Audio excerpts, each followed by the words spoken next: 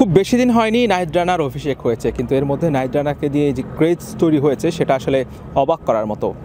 হয়তো ভাবছেন শুধুমাত্র বাংলাদেশে নাহিদ রানাকে নিয়ে এত কথা, এত আলোচনা, তার এত ক্রেজ, কিন্তু না, বাংলাদেশের বাইরেও নাহিদ রানাকে নিয়ে আগ্রহ সবার আছে।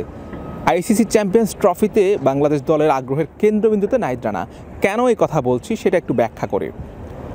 আগামীকাল বাংলাদেশ ভারত মুখোমুখি হবে আইসিসি চ্যাম্পিয়ন্স ট্রফিতে নিজেদের প্রথম ম্যাচে। সেই ম্যাচের আগে সংবাদ সম্মেলনে এসেছিলেন ক্যাপ্টেন নাজমুল হোসেন শান্ত। সেখানে প্রেস কনফারেন্সে নাহিদ রানাকে নিয়ে প্রায় 4 থেকে 5টি প্রশ্ন করা হয়েছে এবং তার মধ্যে ভারতীয় সাংবাদিকরাই প্রথমে তাকে নিয়ে প্রশ্ন করেছেন নাহিদ রানা ফিট আছেন কি না, নাহিদ রানার অন্যান্য আরও অনেক বিষয় নিয়ে তাকে নিয়ে প্রশ্ন করা হয়েছে। অন্য কোনো ইন্ডিভিজুয়াল ক্রিকেটার নিয়ে এত প্রশ্ন করা হয়নি। শুধুমাত্র এরপরে সাকিবকে নিয়ে একটা কোশ্চেন করা হয়েছিল যে সাকিব না থাকলে আইসিসি চ্যাম্পিয়ন্স ট্রফিতে কোনো প্রভাব পড়বে কিনা বা বাংলাদেশ দলে কোনো প্রভাব পড়বে কিনা। ক্যাপ্টেন শান্ত সরাসরি উত্তর দিয়েছেন জি না, কোনো প্রভাব পড়বে না সাকিব না থাকলেও। তো সেটা আসলে মাঠের ক্রিকেটে দেখা যাবে যে আসলে সাকিবের প্রভাব কতটা পড়ে কিংবা পড়ে না। বলছিলাম যে নাহিদ রানাকে নিয়ে, যে ভারতীয় সাংবাদিকদের আগ্রহের কেন্দ্রবিন্দু কিন্তু এই নাহিদ রানা। অর্থাৎ তারা কিন্তু তাদের মতে বা তাদের কথা শুনে, তাদের প্রশ্ন শুনে যতটুকু বুঝলাম যে তারা আসলে নাহিদ রানাকেই এক্স ফ্যাক্টর হিসেবে দেখছেন। নাহিদ রানার গতি, নাহিদ রানার বাউন্স বা অন্যান্য বিষয়ের কারণে আসলে নাহিদ রানা যে ক্রেজটা তৈরি করেছেন, সেই ক্রেজ কিন্তু ভারতীয়দের মনেও কিন্তু একটু ভয় ধরিয়ে দিয়েছে মনে হচ্ছে। আমার কাছে মনে হলো যতটুকু আর কি, যে নাহিদ রানাকে নিয়ে হয়তো ভারতীয় সাংবাদিকরা যেভাবে প্রশ্ন করেছেন, তাদের যেভাবে আগ্রহ আছে, ঠিক তেমনি ভারতের টিম ম্যানেজমেন্টও নিশ্চয়ই তাকে নিয়ে পরিকল্পনা করছেন বা তাকে নিয়ে আলাদা করে ভাবছেন। যদিও দুবাইয়ের যে উইকেটে খেলা হবে, দুবাই ইন্টারন্যাশনাল ক্রিকেট স্টেডিয়াম, সেটা আসলে স্পিন বান্ধব বা সেখানে হয়তো দুটো দল স্পিনারে বেশি খেলাবেন। নাহিদ রানা আদৌ একাদশের সুযোগ পান কিনা সেটা আসলে বলা যাচ্ছে না।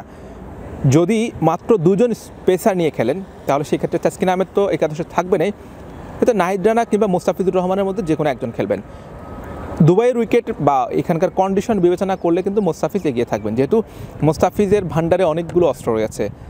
সেই ক্ষেত্রে নাহিদ রানা শুধুমাত্র র পেসটাই করতে পারেন। তো অন্যান্য দিকগুলো তিনি আয়ত্তে আনার চেষ্টা করছেন, ভেরিয়েশন আনার চেষ্টা করছেন। তো সেই দিক থেকে আবার অন্যদিকে রোহিত শর্মা, তিনি আসলে বাঁহাতে পেসারদের বিপক্ষে তার একটু দুর্বলতা আছে, সেই দিকটা চিন্তা করলেও হয়তো নাহিদ রানার বদলে মুস্তাফিজ সুযোগ পেতে পারেন। তবে নাহিদ রানা একাদশের সুযোগ পান কিংবা না পান, তাকে নিয়ে কিন্তু আলোচনা শুরু হয়ে গেছে।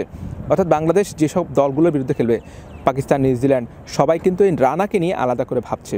রানা যে বিশ্ব ক্রিকেটে রাজ করতে পারবে বা তিনি যে আসলে অনেক বড় কিছু হতে পারবেন, সেটার আভাস কিন্তু এখনই মিলছে। এই জন্য আসলে তাকে সেটা ধরে রাখতে হবে, বিসিবিকেও সেটা গুরুত্ব দিতে হবে।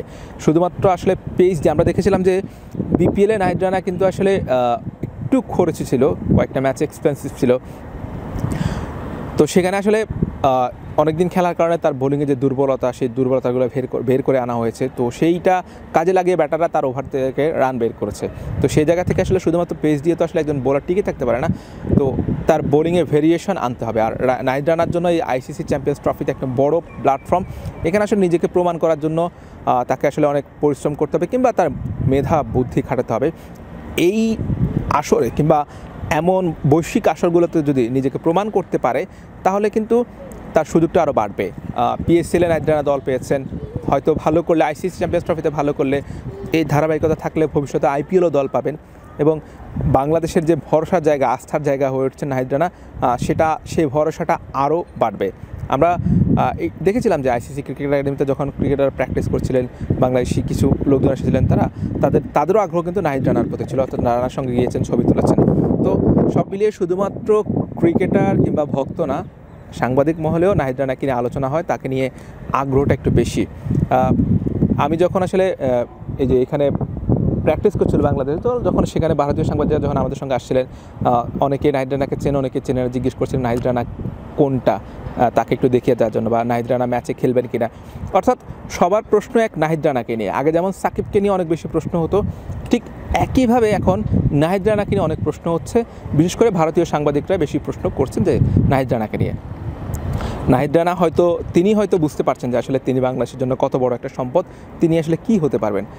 আশা রাখবো যে নাহিদ রানা নিজের মূল্যটা বুঝবেন এবং হারিয়ে যাবেন না, তার যে প্রতিভা সেটা ধরে রাখবেন এবং দিন দিন আরও ভয়ঙ্কর হয়ে উঠবেন, তার বোলিং আরও ভেরিয়েশন আসবেন এবং একজন বিশ্বসেরা পেসার হতে পারবেন। Hossain Arman, BD quick time, ICC cricket academy, আরব আমিরাত।